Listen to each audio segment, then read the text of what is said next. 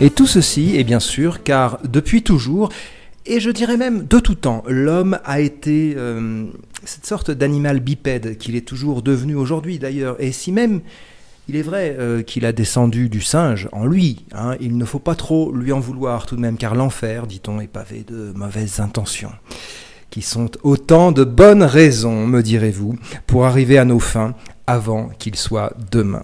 Eh oui. J'ai dit, mais je digresse, c'est vrai, selon ma méthode habituelle qui est de chasser par cercles concentriques, comme les vautours des Alpes, ou comme les condors des Andes, ou comme les anacondas qui étouffent dans l'œuf les petits poussins, et les pensées non encore arrivées à maturité.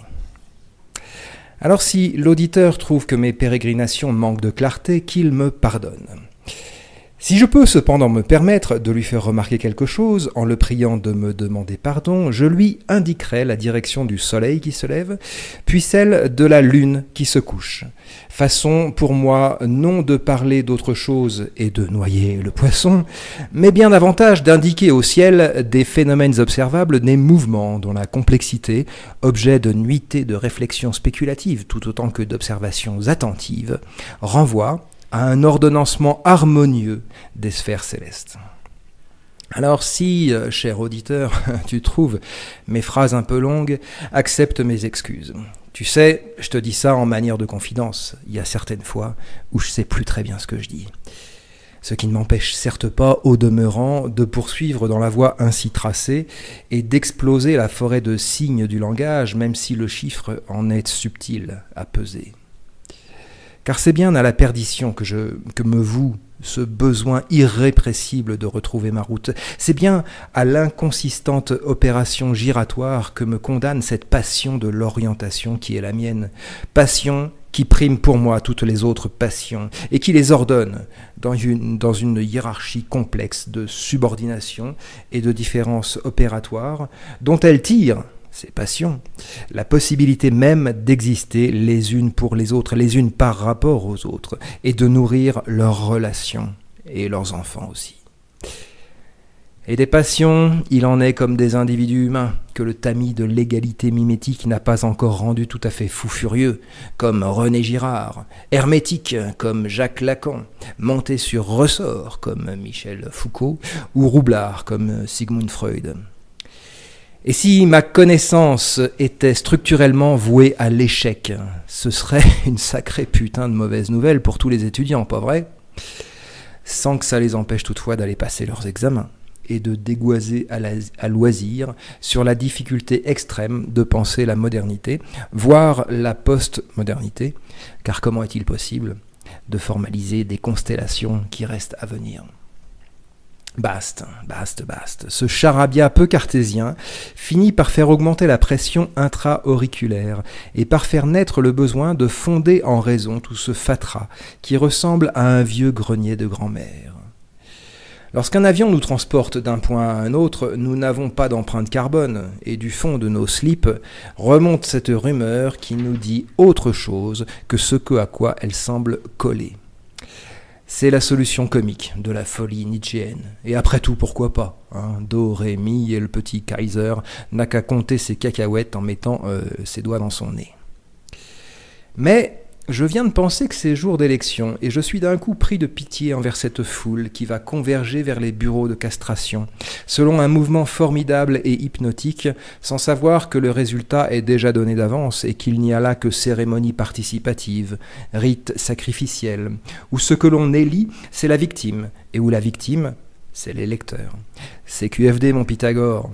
Tu peux aller trianguler où ça te chante, mais me raconte pas que la Terre est ronde et que pourtant elle tourne, et tutti quanti. Ah non, vraiment pas ça. Hein. Ça fait trop longtemps que nous baissons la tête sous ces vieilles lunes. Et si elles ont leur phase, eh ben, nous aussi, hein, nous avons les nôtres. Mais oui, parfaitement. On est comme la lune, on a des phases. Et c'est pas les psychiatres, avec leurs phases de paix et leurs airs compensés, qui réussiront à nous faire croire que j'ai pas vu ce que j'ai bien vu. Hein. Mais attention. Jouons la fine avec les blouses blanches. Parce que ces mecs-là, après tout, ont fait des études. Et faut abonder un peu dans le sens du poil et garder ce qu'il faut de dandinement hétérodoxe pour qu'ils nous renvoient dans l'espace de nos géométries variables avec une petite tape sur les fesses et une petite pilule bleue que nous ferons fumer au crapaud. Allez, tonton. Après ça, faut aussi se coltiner la solitude. Et pour profonde qu'elle soit, c'est la partie la moins marrante. Moi, perso, je galère avec les meufs. Elles comprennent pas ce que je raconte, disent-elles. Mais tout ça, c'est du flan-flan à la mémé pour défaire les lacets de sa chaussure verte et pour faire teinter la fêlure de mon chaudron. Bon, voilà que ça me reprend. J'ai pas autorisation de tout vous dire aujourd'hui, mais considérez un instant, ne serait-ce que la possibilité qu'il faille ne pas me croire, et que par exemple la culture, c'est pas de la miel, contrairement à ce que j'affirme toujours, sans jamais me donner la peine de le démontrer. Hein? Ça vous en colmaterait une fissure, hein, avouez. Même s'il est vrai qu'il y a quand même une chose qui est sûre, c'est que bon, les filles, ils sont pas comme nous, hein. Alors au fait, vous savez, c'est quand le Tour de France? Parce que moi là, j'allume toujours la télé avant d'aller faire un tour. Hein. Ah, ces jours bénis de l'enfance, où j'allais déchirer mes glabres gambettes aux ronces des mûriers, où je sentais me monter dans la colonne d'étranges et magnifiques inquiétudes, où je savais déjà que tout ça c'est des conneries, mais où je pensais encore que ça allait durer tout le temps, où ma grand-mère normande faisait dans la cuisine des trous dans la farce, ce qui ne manquera pas de mettre une certaine analyse sur la voix d'un rire vaginal aux dents éclatées ou aux dents écarlates, aux dents éclatées en 1000 morceaux, qui sont autant de pièces de la mosaïque de nos rêves et qui convergent, maelstrom dantesque, vers les gorges chaudes de mythologie plus absconse, où il est question de sorciers, de runes et d'aveugles qui voient plus loin que les étoiles. Ah, mes amis, que ne suis-je peintre? À la manière de Botticelli, je vous montrerai tout ça, et je vous indiquerai la manière aussi dont il faut les voir. Mais rangeons nos pots de peinture dans nos pinceaux, car nos efforts ne valent pas mieux qu'un hareng qui tenterait de forcer une serrure. Et faisons des prières inversées, au désespoir, le remerciant de nous borner, nous qui sommes nés du goût de l'infini. Le remerciant de nous enclore et de nous encercler, de nous garrotter, et de remercier ses mains vieilles et dures sur notre dernière respiration. Que nous importe que le souffle soit nôtre, il y aura d'autres respirations. Même si c'est l'hiver nucléaire, et même si l'instrument du suicide de l'homme est l'intelligence, nul feu d'artifice ne sera plus brillant que les astres au fond des espaces infinis. En attendant, va bien falloir continuer à être ce que nous sommes, faire siffler l'insulte entre nos dents, afficher notre respect des règles et faire dans le bassinet. Tout cela manque de noblesse, j'en conviens aisément avec vous, mais je me permets à ce sujet de vous faire remarquer, uno, que vous êtes très désagréable et que ça commence sérieusement à me faire chier. Deuxio, que vous ne sauriez vous en tirer qu'à vivre sur l'éther spirituel. Et tercero,